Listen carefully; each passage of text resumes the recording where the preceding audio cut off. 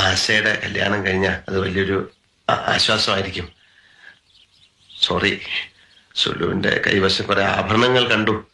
അത് വിറ്റാൽ ഉടനെ നമുക്ക് പുതിയത് വാങ്ങിക്കാം. ബുദ്ധിമുട്ടാണെങ്കിൽ ഞാൻ വേറെ. സേതുട്ടാ, ഓ ഇങ്ങോട്ട് നോക്കി. കൊച്ചുനാൾ മുതൽ സേതുവേട്ടന്റെ ഒപ്പം കളിച്ചു വളർന്ന സുലോചനയത്. ഇക്കാലം വരെ ഇതെന്റേത്, ഇത് സേതുവേട്ടന്റെതെന്ന് ഒരു വ്യത്യാസം എനിക്ക് തോന്നിയിട്ടില്ല, ഒന്നിലും. പക്ഷെ സേതുവേട്ടൻ എന്നെ ഒരു അന്യായിട്ടാ ഇപ്പൊ കാണുന്നത്. അല്ലെങ്കിൽ ഇക്കാര്യം ചോദിക്കാൻ ഇത്രയും മടി കാണിക്കില്ലല്ലോ.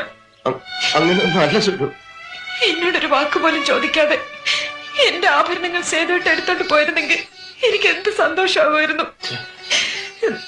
സേതുവേട്ടന് പ്രിയപ്പെട്ടവരൊക്കെ എനിക്കും പ്രിയപ്പെട്ടവരാ. ആശ എന്റെ സ്വന്തം അനിയത്തി.